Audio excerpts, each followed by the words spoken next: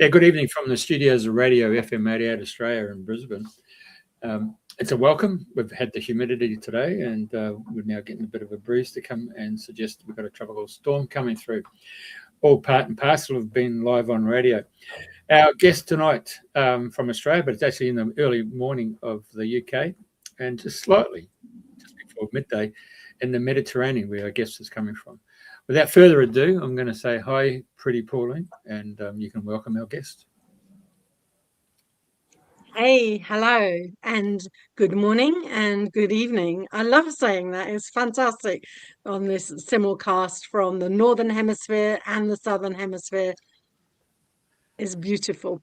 So we have Munay. She's in Mallorca, and she's the founder of Original Intelligence, which is quite interesting, just the name. And welcome, Munay. Thank you, Pauline. I'm very excited and very honored to be here and to have this conversation with you. Brilliant, brilliant. So, Munay, tell us a little bit about yourself, how you came to be in Mallorca, because your accent is certainly, well, there's a little bit of Spanish in there, but I hint that there's something more European about you. Yes, I've been traveling with my husband for 3 years. I've been traveling, exploring the world and looking for a place to call home. He's American. So we were all looking for a neutral place. And through friends of friends, we heard about the potential of Mallorca. It's a very international community, it's a very conscious community, in a way, I can say with gratitude, is also a very privileged lifestyle. And so while we were exploring the Mediterranean, we stopped by. And it's one of those places, as we like to talk about energy and consciousness, is one of those places that I remember, the first time I drove in front of the cathedral that has that warm light that really makes you feel like, this could be the place. And then, exploring the island, finding the right place for us. Life works in mysterious ways. We found the place, we bought the place, and we are rooting here in this beautiful little corner of paradise. Wow. Oh, look at that sky. It's just exquisite, isn't it? Yeah, it's very beautiful. All different shades of blues. Brilliant. Definitely. Okay. And so you've been there, about 3 years now? 8 years, actually. Yeah, we came here when our daughter was 3 months. So we moved from Italy. We tried a little bit in Italy, where I grew up, where I come from. But as a mixed couple, it was a little bit difficult to integrate. And so as travelers, it's also hard to sit in one place if it's not the right one. So we kept moving. Okay. So having said hello from Mallorca and recognize that you've got a little bit of extra European Italian in you, that's fantastic. So tell us, not just me, all about Original Intelligence. How did that come about? So Original Intelligence came with the urgency and an excitement. I like to say I found it because there is no time. And I really like the healthy pressure that it brings to say there is no time. I really feel the biggest investment that we can make as human beings is the one of ourselves, in ourselves.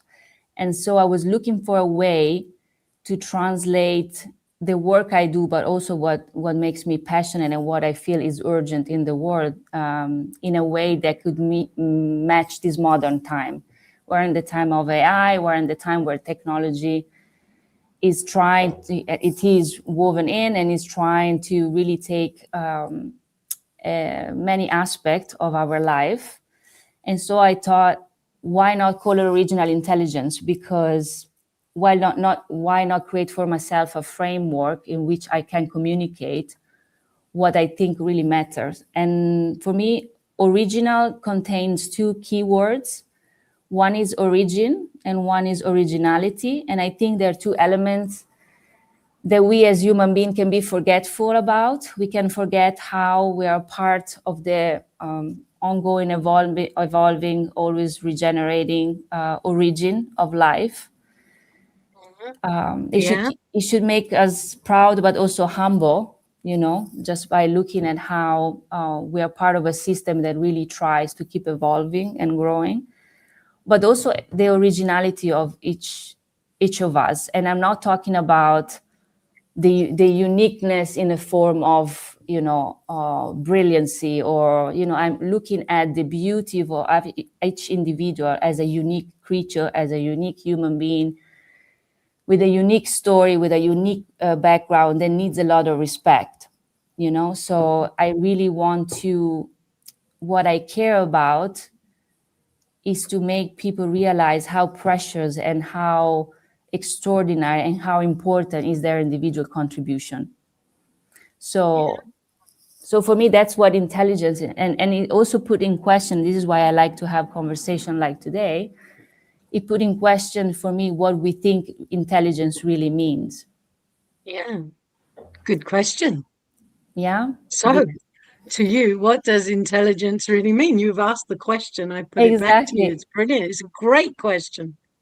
I think I start with a little bit of background where my thinking comes from, that intelligence, we're used to think as intelligence as something in a way absorbed from the outside, something we learn, we can have something, the degree we have, or what we study, what we're exposed to, and certainly is part of the development and it's important. But I think the intelligence for me is a well-rooted wisdom that comes from within.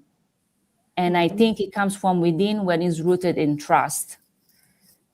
And I think we can talk a lot about trust, what it means trust in these modern times, because I feel there is a lot that is outsourced yet, and there is a lot of looking outside, but still not enough, or as much as I would like to see, of looking in the inside and find that intelligence that is so primal is the blueprint of our origin, that beyond our beyond our ability to pay attention to it, or beyond our consciousness, it still pushes us to move forward and evolve.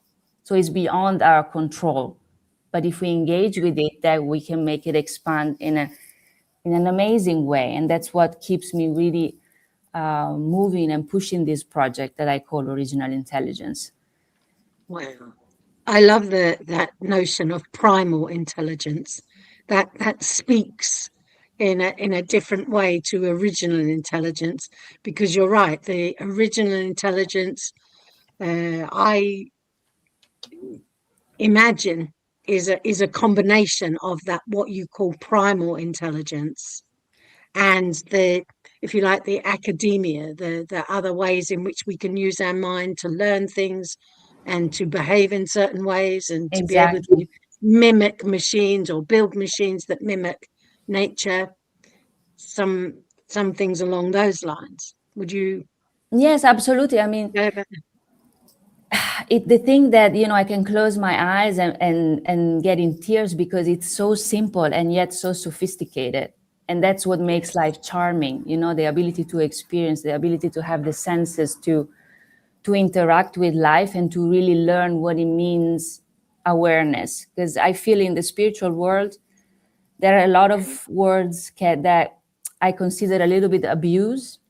Is like, we talk about consciousness, we talk about spirituality, but to me, sometimes, quite often actually, comes with a form of a disassociation. It's like the body is left behind. We go into this realm, which but we forget the vessel, we forget the tuner. And so what I like to say is that, to me, awareness is embodied self-responsibility. So that's what it is. And to embody self-responsibility, it means I really have to be connected and understand, because the beauty of these modern times, and I'm so grateful to be alive in those times, is that now we have language and knowledge, or at least gateways, to really cross different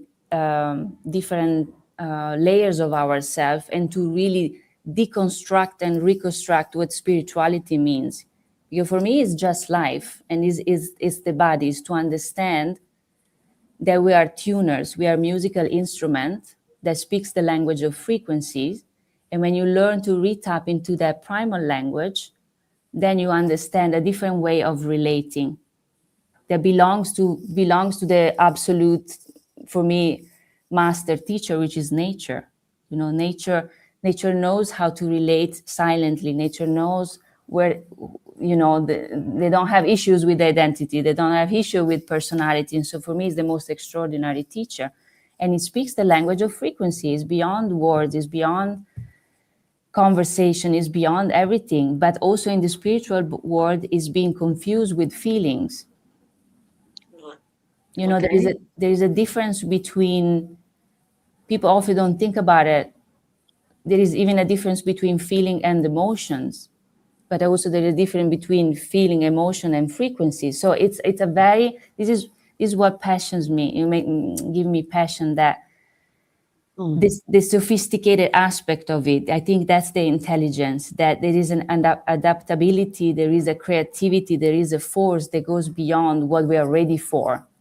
And that we pay attention or not, there will always be this force that will push us to try to go beyond survival and more into like driving and really caring and really reconnecting. But there is a lot of work to do. And this is what I like to say, there is no time. And I say without shame, but with, I like to put pressure on people in a healthy way. You know, it's like, Yes. you know, if I could use a bad Italian word, I will say it in a different way, but I will not. But you know, it's about time. It's about time. Very good, very good. It was almost, when I'm listening to you, it's almost as if words get in the way of the silence and the beauty of the intelligence. And I don't know if I'm surmising that in what you've said, but that's what I've interpreted your description. Yeah, I mean, you know, the difficulty I have sometimes as is to which is always having a good conversation is always a good practice, is that time serves us to really understand the layers of ourselves, and I have a lot of respect to that. So for me, this is my bread. This is how I look at life. This is what I see every day. This is the way I challenge myself to relate. And so sometimes it's difficult to make sure that the message comes across in a linear way, because I'm so not linear. I'm so many things, you know, and sometimes Okay. I assume things are easy to understand, but perhaps sometimes this is where you can guide me also, Pauline, is to help see what are the elements that maybe can serve the community that is listening to understand more deeply. Yeah. Okay, so you spoke about a framework. So how did the framework come about? What is the frame? So I'm kind of getting the image that there is a framework in which one, if they're very sophisticated, very complicated, very big ego, big identity, they have to kind of meander their identity until they reach their Yes, originality, their origins. exactly. So I start by putting it in these words. So I'm a very practical person, and I recognize inside myself, and we all have it, the creator and the strategist. So I'm very creative. Ah, I see things in my own unique way.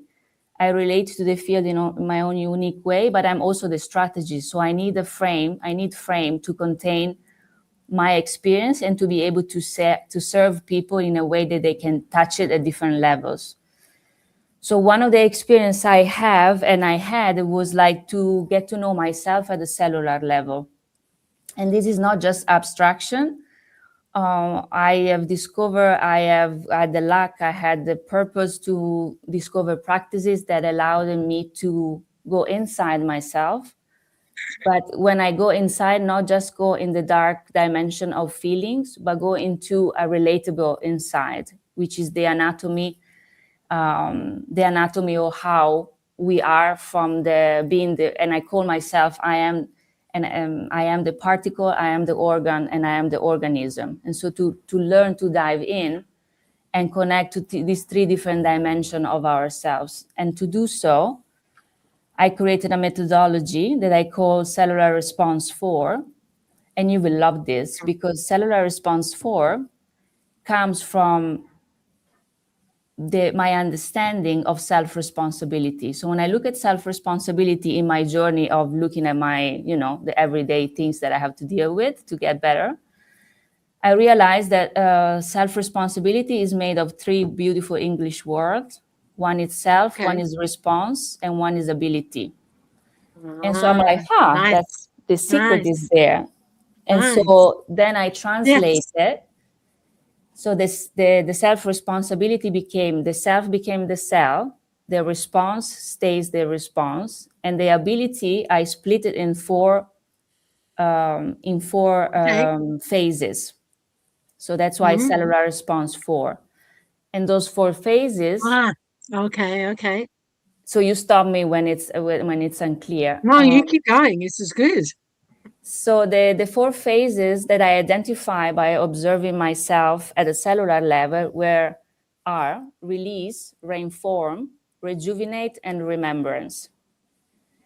So by observing these 3 phases, I observe how my body behaves in all the dimension of myself. So it needs to go through release, because we are also made to believe that we don't have a way to quickly release what is stored in our cells. But actually we do, and that's what I teach in my retreats. And I figure out that when the body goes through the release, because we speak the language of frequency and we have a brain that loves automatism, we need to absorb new information at a high quality frequency in order to overwrite old patterns and everything that is being stored inside ourselves. So that's why I created Reinform as a step.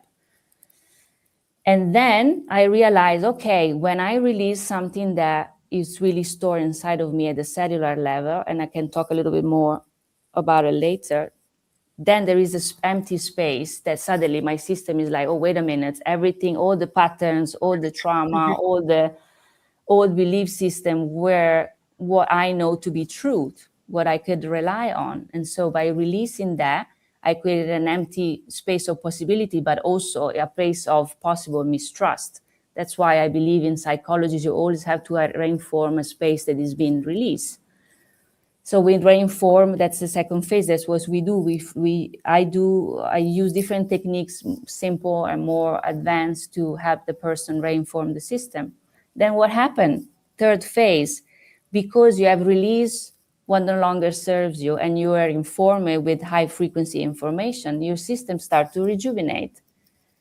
And rejuvenation for me is obviously not the aesthetic one, but even though it affects also the aesthetic one, but it's the ability to see life as with the eyes of a child again. It's the ability to see new opportunities, the ability to start to believe systemically that there are opportunities out there for you, that there are ways that you didn't think that were possible for you. And they can be from a smaller train of thoughts, from a small, sentence that you can suddenly say to yourself one day, to the biggest project, the bigger vision, the change of a job, anything. But then come the most interesting one, which is remembrance. Because remembrance it's what we talk about in the spiritual world, like always. It's remembrance is practically, so again, the creator and the strategies comes in as archetypes. Practically, it's like, okay, what have I learned? What have I learned from this experience of having to let go of no longer serve me, having reinformed at the best of my ability, having opened myself to a new possibility? So what did I learn? So remembering the journey in a relatable way, in a way that it can be with us. But also remembrance is going back to what we were talking at the beginning, is like tracing back the essence of the blueprint of origin. So understanding not so much who we are, which I think it's something also I I want to imprint the world with, it doesn't matter who we are, because the who keeps changing. What matters is the what. We have to understand the what, because when we understand what we are, it's like having a car, having a machine. If you understand how the machine works to a certain extent that is available not just to scientists but to the everyday person, then the who is about, okay, which landscape am I exploring? I'm a mother, I'm a partner, I'm a friend, I'm an artist, I'm a writer. The who, it becomes accessible, and the quality of the who becomes accessible if we understand the what. So this is why this methodology brought me to create a container for people to understand all the different layers that I weave. I call myself a weaver because I go from the psychological to the biological to the metaphysical in a comprehensible way. So then the people are like, I own this machine. I understand the language before language, the language of sounds and frequency. And it changes people, because you know why? Because it makes them independent. And there's nothing that I care more about. When a person comes to for inspiration, he needs to live independent as much as possible. I don't, gurus should be, or teacher, or should be a mirror for the self to be able to walk alone. So this is why I try to create different methodology to relate to our cellular system in a way that is not abstract. And then by creating experiences like the retreat we do, people have the experience, because this experience creates a systemic alignment. So it's not the mental intelligence, it's not the emotional intelligence, it's not just the physical intelligence, because we are all stronger in one or the other by nature, right? There is a systemic alignment. And when there is a systemic alignment, the system has a really hard time self-sabotage, because it's so primal. It's so it's like a well-performed orchestra, and the results in people are really touching. It's amazing to watch. Wow. Okay. There is a lot in there. I'm sorry. It's okay. It's all right. It was captivating. I was engaged completely with what you were saying. And I was also thinking about remembrance when you talked about in the cellular level, that the cells themselves, they remember. And I are. was looking at the protons and the neutrons on an anatomic level. So we've got, in the center is the proton and the neutron, and the electrons are whizzing around outside. But if you take the leap into being a proton, you're attached to neutrality, and then you are immovable. You are the center of that atom, and all the electrons are whizzing around doing whatever they're going to do, because they're jumping from one to another, and they're covalent or non-covalent, or they're fixed and stable, just keep whizzing around. But there they are, chasing the central thing that is untouchable. Yes, and the thing is, this is why it's so relatable. I mean, we're made like this, so of course it's relatable, but we are made to believe that it's too difficult to understand, or it's too, like that science is something for smart people. It is, but we have now different layers of accessibility, because the cell for me is the most fascinating, relatable element, because it has a backup system. So everything that it has imprinted you, in this current life, but also genetically and at a frequency level, everything that you carry from your lineage, it has a memory stored in the backup system of every cell. Why? Because they need information to relate to their environment and survive, right? Before there is the full manifestation. So what is encouraging, and I think it's interesting for a conversation like this, what is encouraging is that when a cell is very full, imagine a cell is very full, it's the fullest of its capacity. What does it do? It multiplies. It dies or multiplies, right? So we're interested in the parts that carries the information. So when we are going through release, when we create a space and we let go of those imprints that they are in the backup of the cells, Yeah. then The they RNA. multiply. So when you insert a new information, the new information that they carry, because they multiply. Why is it encouraging? Because it means that if we have spent lifetimes or 40 years, carrying something old that doesn't serve us anymore, in the moment in which we let it go or we approach release, then when it multiplies, we evolve at a different speed. We carry that new information, and we have a higher chance of reinforming, of repatterning, of changing the behavior that is inside, because the information is carried faster. It gets multiplied. So for me, I mean, it's in simple words, it's working with the potential of a vessel that is the body, that is majestic. Absolutely. And so that is why I don't go look for spirituality so far away, because if I understand the what, I can work with the who I am, and I can allow it to change. And if I can understand the what, then I can tap into dimensions that, in what consciousness here, in the web of consciousness, in more sophisticated conversation that we can have that. But you cannot if you don't know what you are, because then you don't know how to use yourself. And it's not a one day, it's not a workshop experience. It's a lifetime commitment, because what you do with the strategist inside of you and inside of us, what you do, you commit to the art of observation.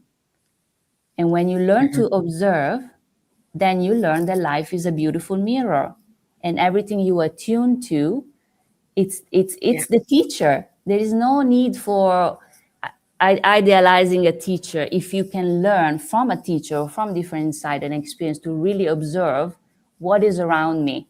And it's very humbling, because it's in the everyday life. It's while you're washing dishes, while you're showering, while you're taking a walk with your dog out. It's like, how can I observe what's the lesson of today? And it has a lot to do with the ability of tuning in with life. But you don't tune in if you don't trust, because trust is primal.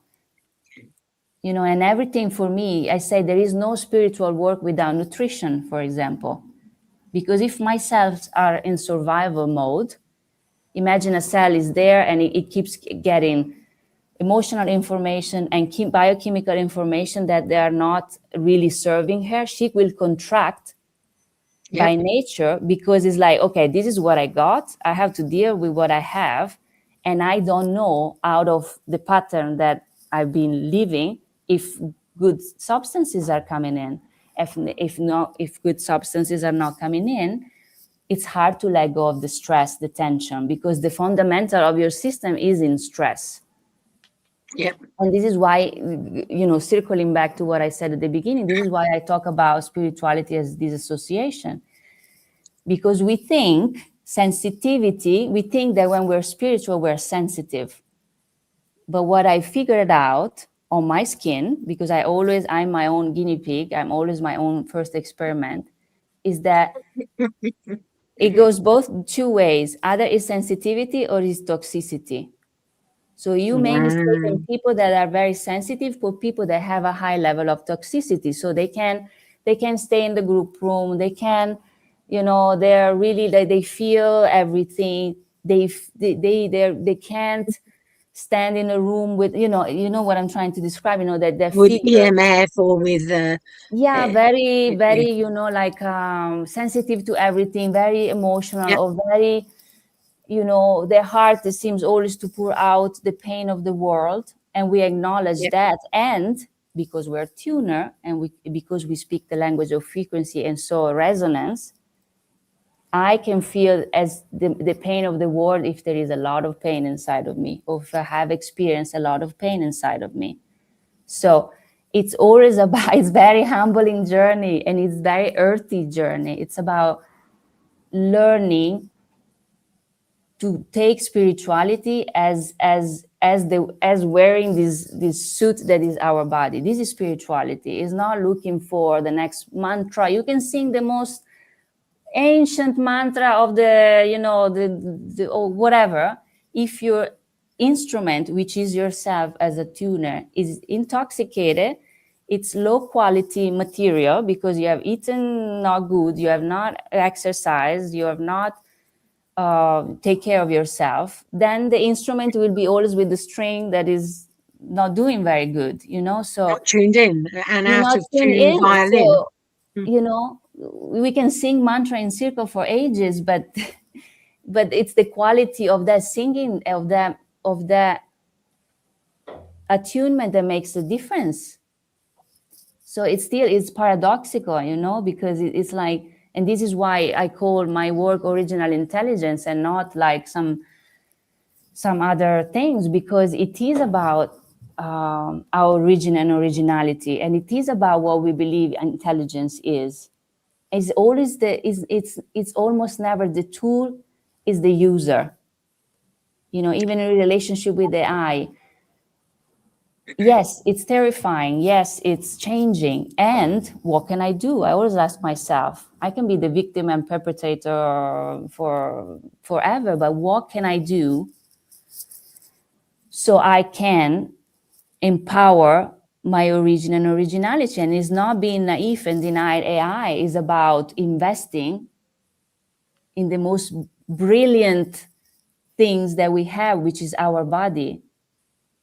It's just so. I'm Italian, so I have a lot of fire and a lot of passion, but this goes beyond what I can hold sometimes, because it's just so obvious. It's so obvious, it's not a philosophical lecture, or it's not like it is about how committed are we individually, because that's the only way to reach the collective. It's to think that we can reach from the collective, we can go to individual. It's old leadership for me. It's like leadership is self-leadership first. When I can lead myself and I become my own experiment and I see what works and what doesn't work, then I can go out in the world and offer it. And this is why I create. When I founded OI, I found it as a team right away. Because for me, as a human, very human being, I need mirrors to keep me in check. Okay. And I need vulnerability, and I need partnership, and I need co-creation, because this is also another huge imprint we are working on in this modern time. Is like, what does leadership means in the spiritual world, but in the world in general? And if we are not willing to be vulnerable, and if we are not willing to be called out, or if we are not willing to walk slower because we walk in a group, but walk the talk, we have a circle. We meet monthly and we do the walk the talk circle. So we have different skills, and we lead the group in order to be on check with things. And my team includes a nutritionist, a leadership coach, an alchemist, an artist with writing, with expression and writing and painting. Includes like finances as well, and all the aspect of intelligence, or at least the one that they were mirroring myself well in order to grow this project. Okay. So I was going to come back to self-responsibility, but now Jeff has brought up the pictures of the art. Let's move over there. These are some of your works of art, are they? Yes. And very intense, as you can see. Yes, this one looks like jellyfish and fish. And tell me about this picture, how it came about, what was going on, the colors you've chosen. Everything about it is quite stark. It's attention grabbing, is it not? It I is. would It's say. not for everybody's home, for sure. I think it's great. I think it's, you'd never miss that when you walked into a room, No, would you? exactly. It's like, but it better have some healing properties, otherwise it's quite intense. I mean, what I can Okay. say about my art and this painting is like, my first education, my first university was in art, because I was always looking for a way to discover the layers and to find a way to express everything that was going on inside of me. So I find art is a very a particular intelligence to be able to download a lot of information in a container. So that was my way to try to express myself beyond what I could verbalize in words. And I've encountered in my journey a wonderful teacher that unfortunately passed away, which is called Mira Hashimoto. In the world, she was in the world of Osho. She was one of the Osho teachers, and then she completely unlocked the way I've allowed myself to do art. So I've allowed myself now to do art in layers, in depth, in living the piece for days, and then coming back and not really be worried about the outcome, even if, of course, I have my aesthetic sense, but really enjoy the process. That's the biggest gift she gave me, to just be in the process. And then, if it comes out in a way that is worth a look at, but it will be always important for me. So that painting is one representation. And this one as well is I painted in India. I painted a forest nearby the ashram where I was. And it's one aspect of myself, like I'm very colorful. I like intricacy. I like complexity. I like harmony. This is much cooler. This is much cooler than the other one. But, Yes. Again, busy and detailed. I mean, and I like that you've got on both of them, you seem to have like snowflakes over the. Yes, it's On, playing with water. This is a very interesting paper. It's made of banana leaves and cotton, so it's very absorbable. And when it allows you to do is to create many, many layers, so you can keep going without losing, without covering, without losing the depth. So I had a lot of fun. I gifted this to my brother. But yeah, this is what art is for me: is the process of making something or to leave it unfinished. Yeah. So in both of them, you started with a blank canvas and away you went with watercolors, was it? So that's a mix of acrylic actually and ink. Okay. So normally I do the base. I haven't painted in quite some time, to be honest, but normally I do the base with acrylic, and then I start playing with ink. I leave some, where you leave the white parts, then the light effect comes through. Yeah, just looking at the nature and just be amazed by the impossibility of replicating it, actually. But that's my personal translation of what I see. Well, they do look positively unique. Thank you. Thank you. Really, there's a joy to them as well. Like, okay, it's words beyond words, as you said, or the silence, but there's a joyful, orchestra or Yeah. conversation coming out of the pictures. I particularly like the bright one. I'm a pink girl, actually. Or magenta. Okay, so wow. In the response, self-responsibility, you self being the self as this is my interpretation of what you've been saying, is the self is all. It's us being spiritual, it's everything about who we are. It's the self. And the response is how we respond to, is it external factors, or how we respond, how we drive through things, what motivates us, what keeps us going. And ability, we can develop our abilities more and more. so we can respond differently if we choose to. Yes, Is that about a beautifully, good summation? beautifully said, Paulina. Yes, I think the power of that beautiful sentence is that we can choose how to respond to different situations, and it's based on the quality of the self. It's based on how attuned we are, you know, how engaged we are. I mean, because everything it's a relationship. Everything it's relationship. You know, it's the relationship with ourselves, is the relationship with what we see on the outside. So it's an arrow both ways. So when you said, you know, the ability to respond to external but also internal, it's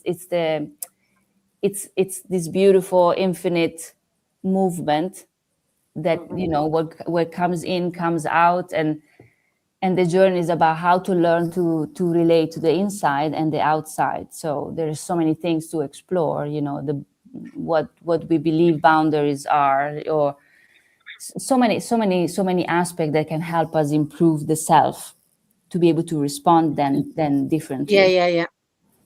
It's a nice way of, if you like, taking apart the words of self-responsibility. It seems so, well, inane, really, like there's self-responsibility, and then you start to really get into the, if you like, almost, you said the three parts, the Holy Yeah, Trinity within self-responsibility. I think it's Quite interesting. empowering to look at it in this way, because also what we are reconstructing is the conditioning around self-responsibility, which tends to squeeze us down. It's somebody beating us up, or we did something wrong. But then if you decompose the word, then you see that there is a lot of power in the ability to choose how do respond, and to look at also when we fail and reproduce that situation and see how will I respond now, you know. So you can use it in the present moment, but also the same awareness you can use, you know, after situations that have been challenging or difficulty. So So constantly modifying our capabilities and constantly modifying our capacity to choose, our capacity to respond. yes, exactly. And to do that, because again, the strategy and creator inside of me is quite restless often. To embrace fully in a 360 way self-responsibility in these terms, I created for myself three archetypes: the seeker, the leader, and the visionary. So also this we go deeper in the retreat, because in the deep experience I have, where I can really tap into the core of my own storm, you know, the core of my own essence, the core of my own being, then I observed that I could look at myself from different angles. So I imagine like a constellation, being in the center, I have myself split in three parts, and there is the seeker that is always hungry. The seeker is always looking for, is on a quest, is trying to figure out, and is uncomfortable, but is also hopeful. There is this aspect of myself. And then there is the leader inside of me, which is the part of it that wants to get things done. The part of me that says, oh, what can I do about it? How can I take the self-leadership towards the difficulty, the topic, the situation that I'm facing? So that all is very useful, especially in combination. If you have a humble seeker and a committed leader, then in combination, they are a really good team. But then I realized that also these two aspects of me, they were too much on ground. It was still like a visual that was limited. And so I split myself in another figure, which is the visionary.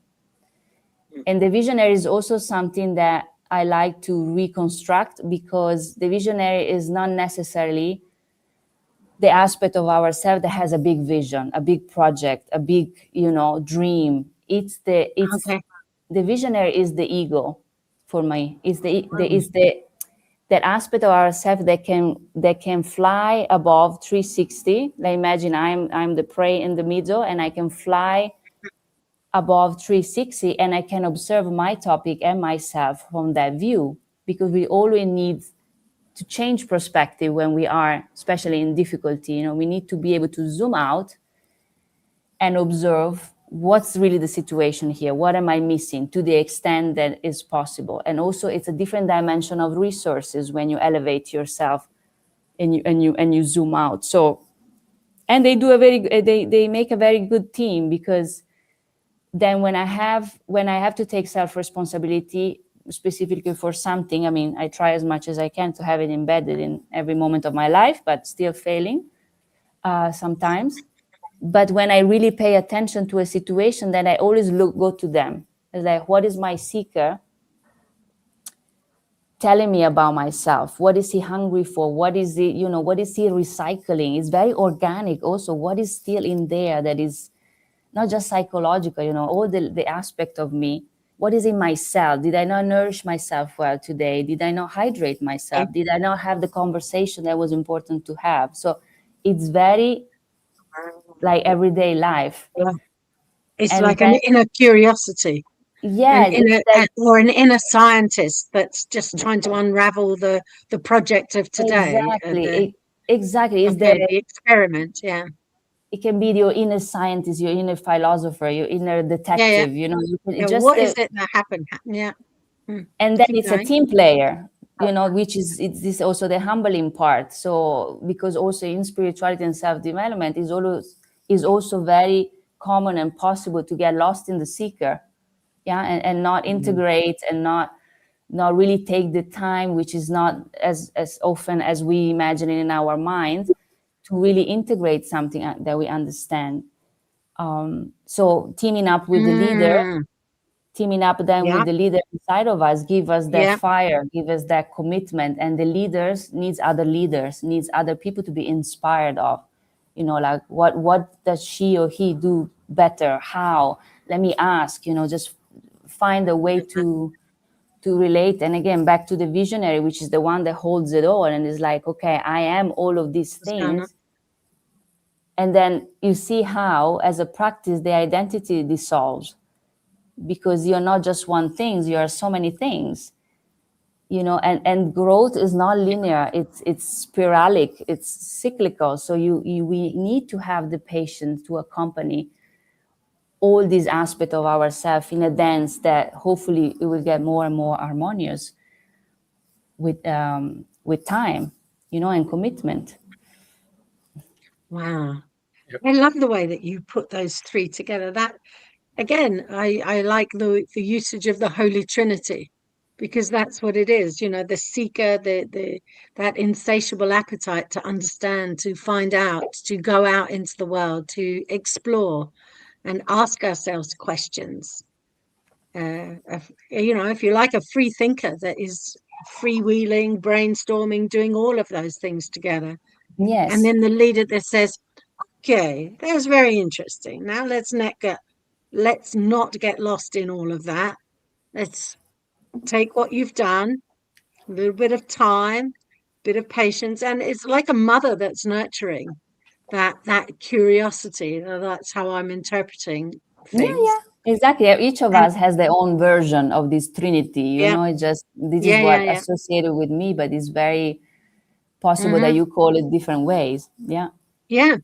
And I think it's nice that we can have this conversation that, if you like, it is just different words that help explain, or for, you know, one person interprets it one way. I mean, immediately when you talked about the visionary and taking up, I thought of the story of the eagle looking for its prey down in the field, you know, so and having this sharp vision that can see a tiny little field mice scampering through, and then straight down and takes the field mice and eats it and integrates the field mice into its being. So the field mice gives up its life force in order to give the eagle greater sensitivity, greater vision in the detail, because that's what field mice do. They scurry around and they've got small little sight in front of them, but extraordinary vision. So then you see the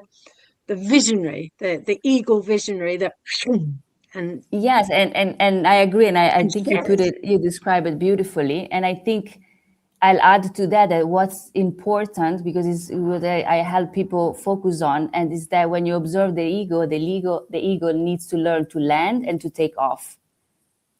Yeah, so Mm. it's again, it's like I want to get better.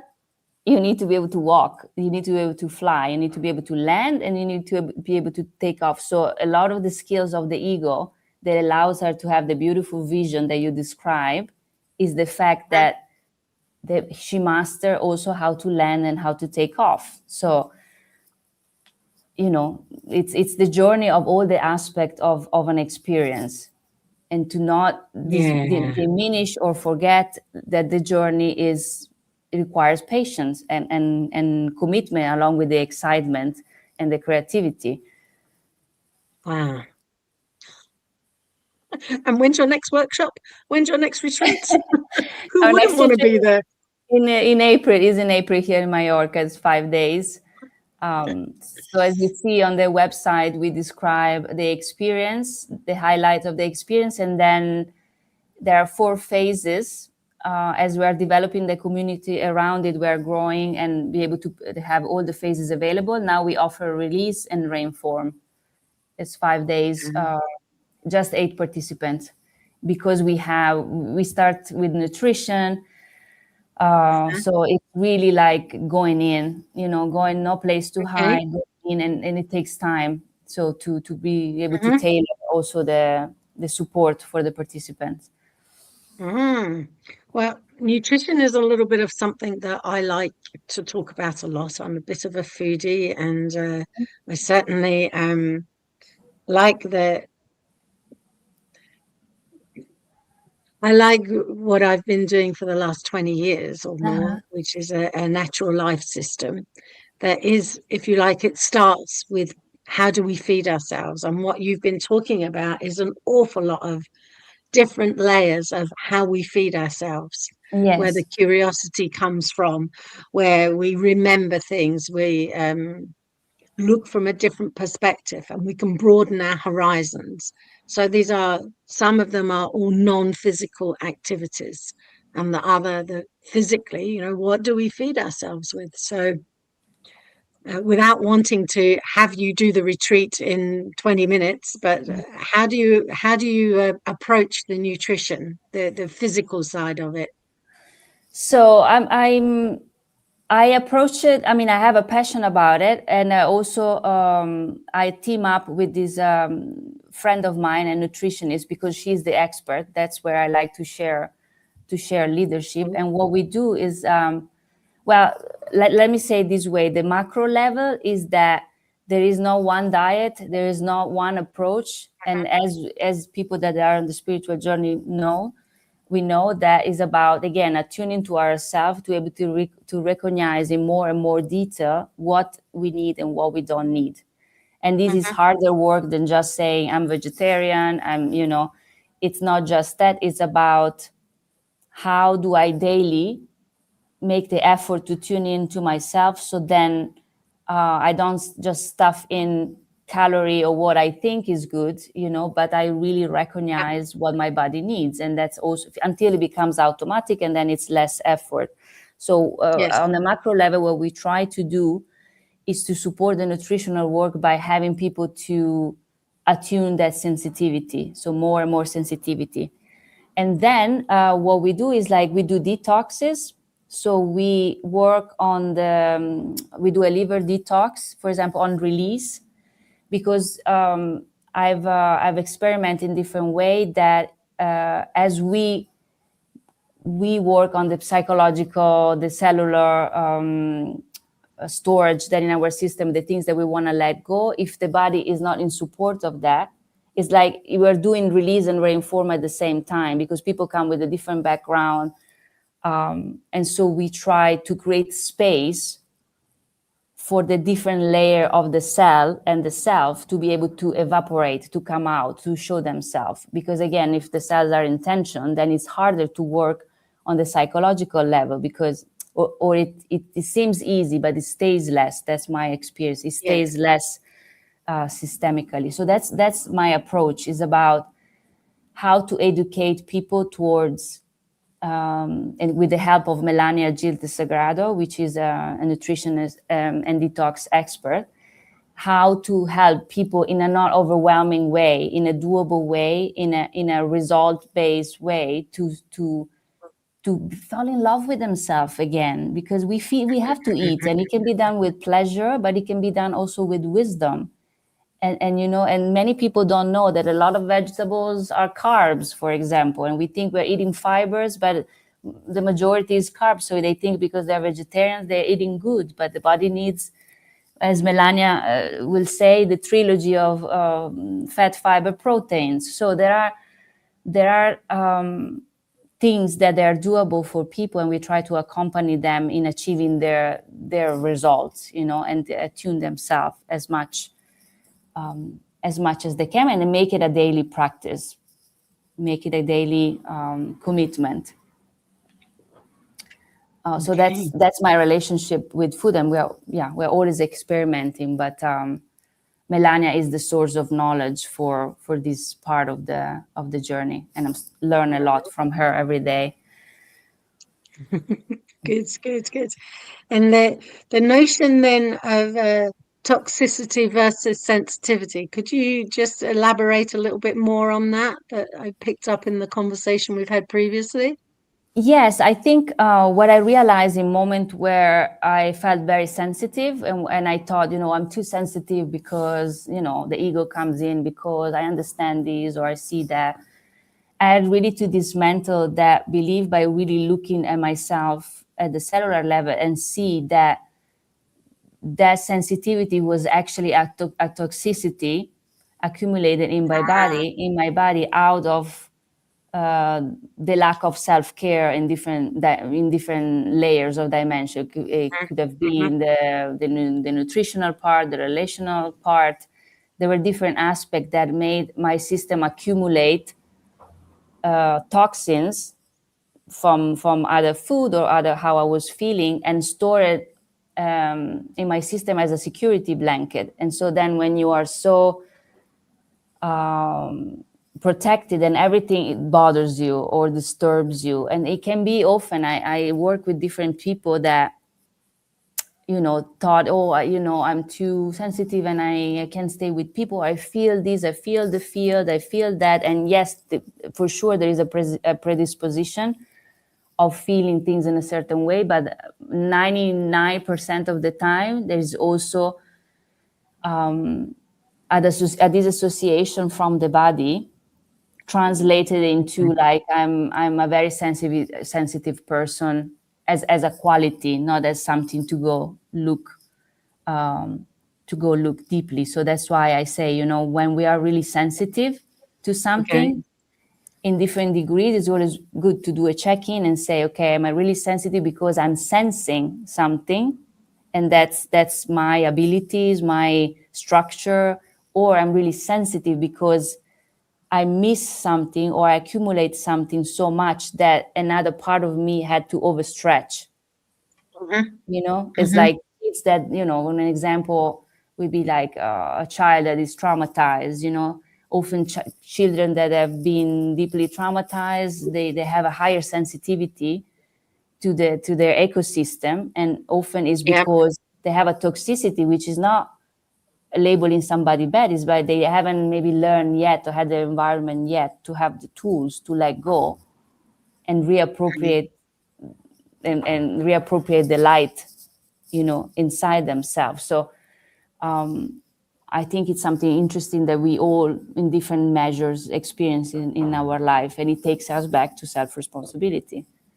So, no escape. So there is this dance between what I'm hearing is there's a dance between toxicity and sensitivity, whether or not you're sensing something because you have a toxicity, and therefore you're overly sensitive to something. Yes, Yeah. exactly. It's very interesting. Very interesting. Okay. And tell me, how do you go about the business of cleaning a liver then?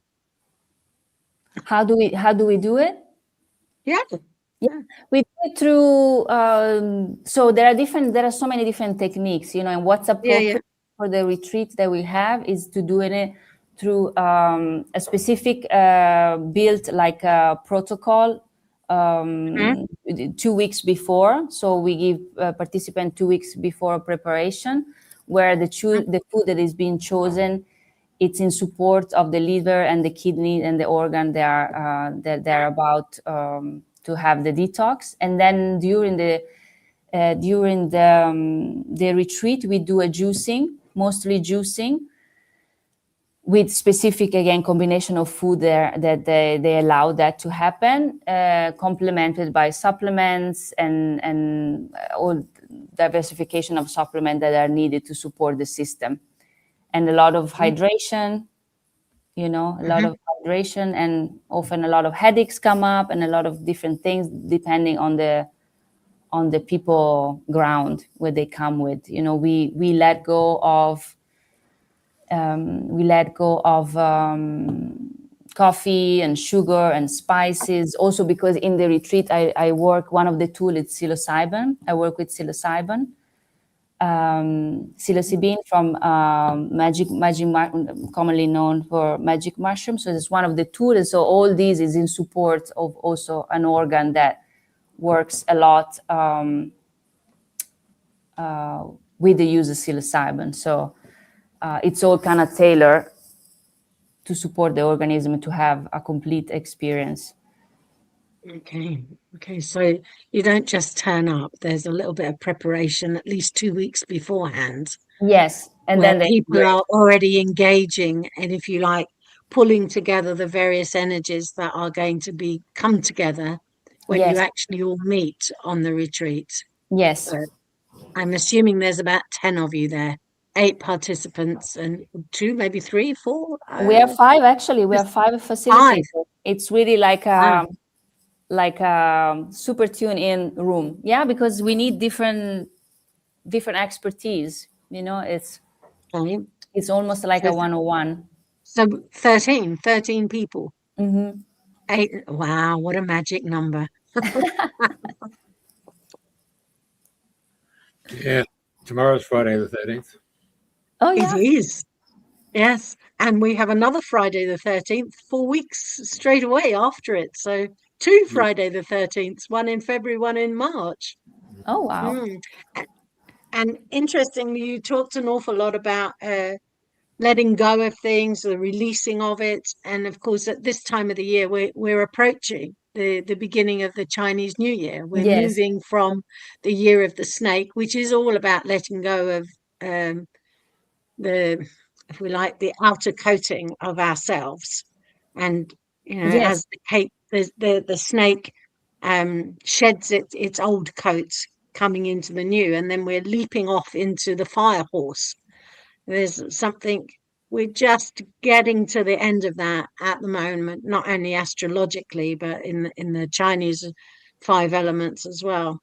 Yes, I feel it very much. I don't know about you guys. I feel very much more attuned with the Chinese calendar. Like my December is now. Like I feel the pressure of the last changes of skin for a while, at least, because we are ongoing releasing.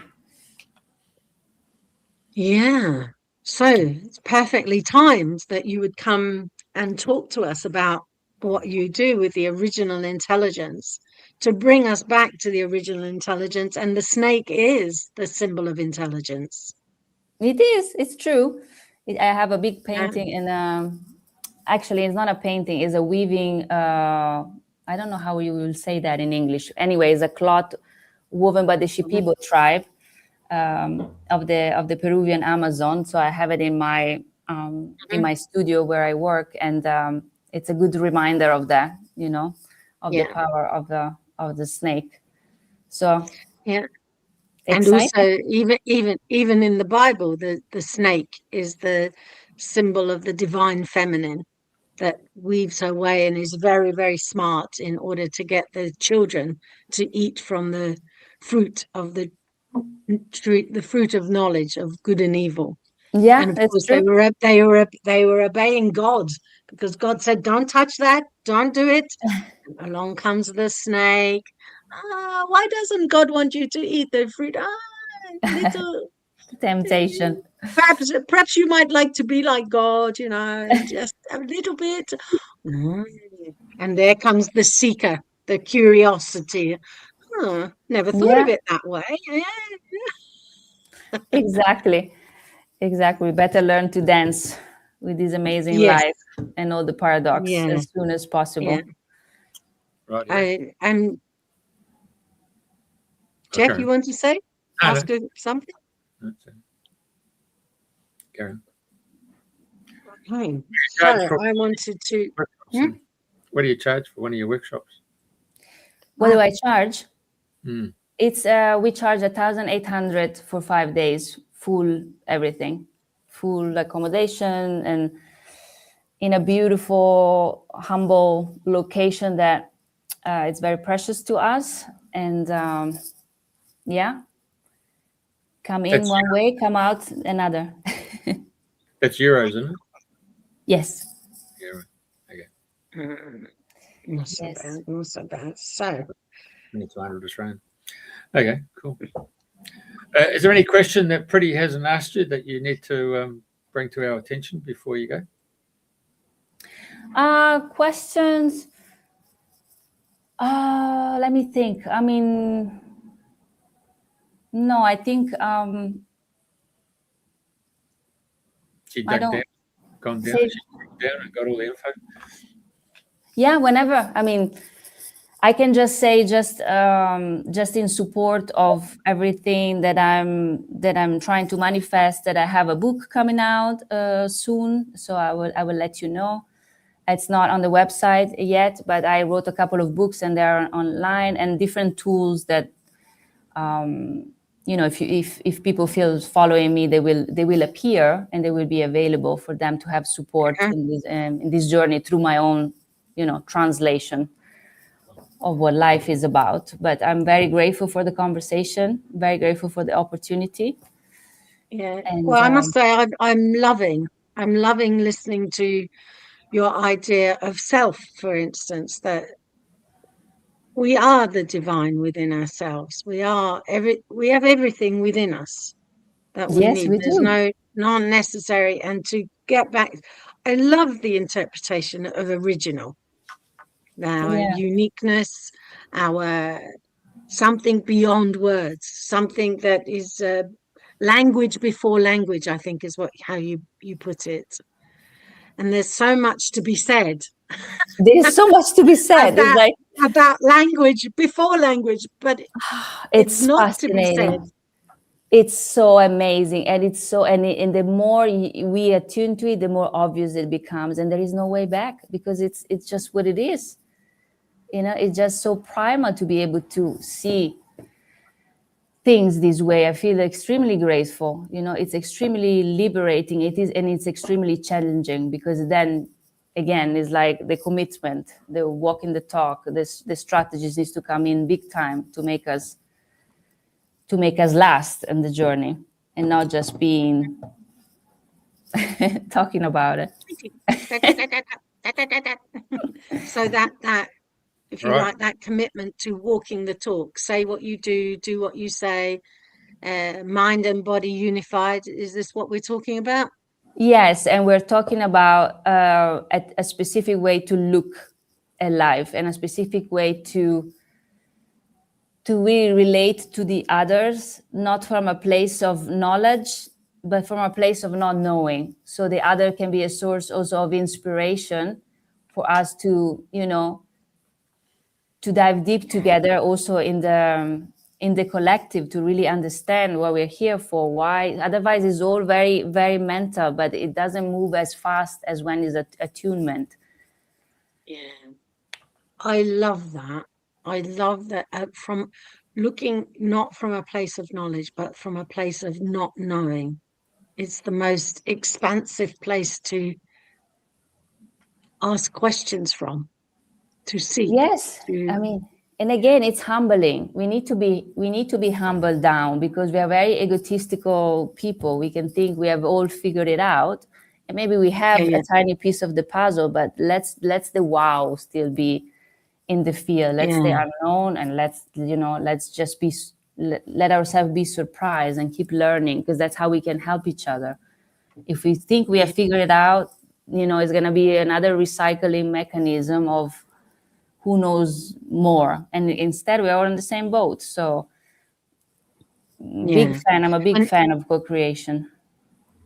Yeah, even that sentence that you said, who knows more? It's like, I know more than this and you know more than that. And there's like a no kind of children in the playground poking at each other, wanting to be the more superior, because I know more than you do. No, it is in every world. It is in the spiritual world very much as well. So that's why intimacy and trust and vulnerability and co-creation, and for me, are a formidable tool.